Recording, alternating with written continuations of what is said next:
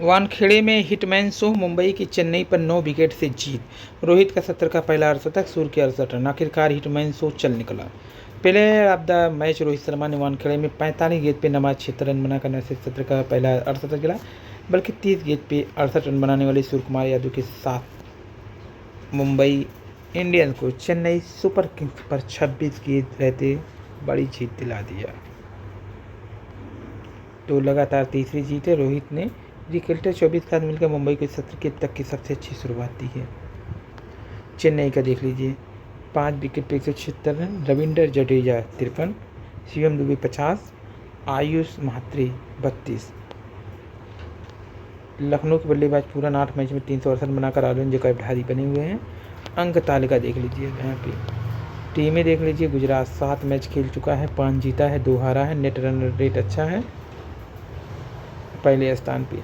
दिल्ली 7 में से 5 जीता है, 2 हारा है, 10 अंक। आरसीबी 8 मैच खेल चुका है, 5 जीत 3 हार, 10 अंक। पंजाब 8 में से 5, 3 हार, 10 अंक। लखनऊ 8 में से 5, 3, ये भी 10 अंक। मुंबई 8 में से 4, 4, 4, तो ये 8 अंक। कोलकाता 7 में से 3, 4 हार है, जबकि राजस्थान 8 में से 2 जीता, 6 हारा है। हैदराबाद भी यही हाल है, 7 में से 2 जीता है, 5 हारा है। चेन्नई 8 में से 2 हारे हैं, 6 जीते हैं। लेकिन नूर अहमद 8 मैच में 12 विकेट लिए हैं, जबकि यहीं गुजरात के प्रसिद्ध कृष्णा के 7 मैचों में सर्वाधिक 14 विकेट हैं। उत्तराखंड के राष्ट्रीय खेल में 11 खिलाड़ी डोप में फंसे। तो कौन है 14 साल के यशस्वी भवा वैभव? तो आइए जानते हैं। राजस्थान रॉयल्स के सबसे छोटे सितारे वैभव सूर्यवंशी, जिन्होंने अपने डेब्यू मैच में ही धमाल मचा दिया, 3 छक्के मार करके, वो भी शार्दुल ठाकुर अवैध खान पर। 34 रन, 20 बॉल, 3 6, 2 4। 5 साल की उम्र में से ही क्रिकेट यात्रा इनकी है। घरेलू मैचों में भी ये धमाल मचा चुके हैं। 58 गेंद पे। रणजी में मात्र 12 साल 284 दिन की डेब्यू कैसे करने वाले चौथे हुए खिलाड़ी हैं। उन्होंने सचिन तेंदुलकर से कई रिकॉर्डों को तोड़ा है।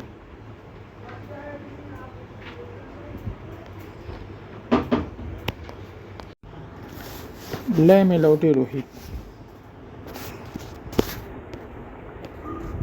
48 घंटे में आरसीबी का बदला पूरा कर लिया विराट कोहली ने पंजाब से।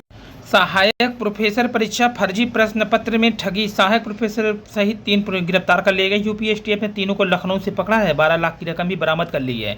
उत्तर प्रदेश शिक्षा सेवा चयन आयोग की सहायक प्रोफेसर परीक्षा का फर्जी प्रश्न पत्र बनाकर ठगी करने वाले 3 जालसाजों को यूपी एसटीएफ ने गिरफ्तार किया।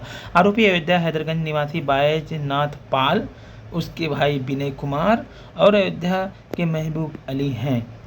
तो यहाँ पे देखिए, लाल बहादुर शास्त्री डिग्री कॉलेज के लाल प्रोफेसर हैं। एडिशनल आपको बता दें, आरोपी ने 2 अभ्यर्थी कपिल और सुनील को प्राणी विज्ञान प्रति व्यक्ति देना में तय किया था। अभी तक 12 लाख रुपए ले चुके। परीक्षा के बाद बाकी रकम मांगने पर आरोपी और अभ्यर्थियों में विवाद हो गया। उनके ज़्यादातर प्रश्न परीक्षा में आए ही नहीं थे। सामान्य ज्ञान के प्रश्न से अभ्यर्थी लड़खड़ाए। तो ये सामान्य ज्ञान के प्रश्नों में लड़खड़ाए अभ्यर्थियों को विषय ने दी है राहत। जीएस पर पकड़ से असिस्टेंट प्रोफेसर की राह आसान। भोपाल पीसीएस प्री 2025 का कट ऑफ खुला। जनरल का 89%, तो एसटी का 64%। लेकिन मेंस पर ही सस्पेंस जारी है अभी। ओबीसी का कट ऑफ 77 पर। असिस्टेंट प्रोफेसर भर्ती परीक्षा में रुमाल से नकल कर रहा था अभ्यर्थी पकड़ा गया। मंदिरों का 1000 किलो सोना पिघलाकर ईंट बनाई, ब्याज से 17.81 करोड़ कमाई है तमिलनाडु की सरकार। समान ज्ञान के सम्मिलित करने वाले सवालों में उलझे हैं अभ्यर्थी। असिस्टेंट प्रोफेसर परीक्षा जो है प्रश्न पत्र हाई स्कूल स्तर के आने से अभ्यर्थी हुए नाराज। 15.61% ने दी असिस्टेंट प्रोफेसर भर्ती। प्रश्नों के बदले ट्रेड ने अभ्यर्थियों को घुमाया, विषय ने संभाल लिया। आज के घर जला गैस मिलने पर एफआईआर क्यों नहीं, धनखड़ जी ने पूछा। अदालतें राष्ट्रपति को आदेश नहीं दे सकती, उपराष्ट्रपति ने कहा। राजकीय विद्यालय की प्रवक्ता भर्ती में अभ्यर्थियों को नहीं मिलेगा वेटेज का लाभ। बीएड अनिवार्य करने पर छात्रों का विरोध भी है।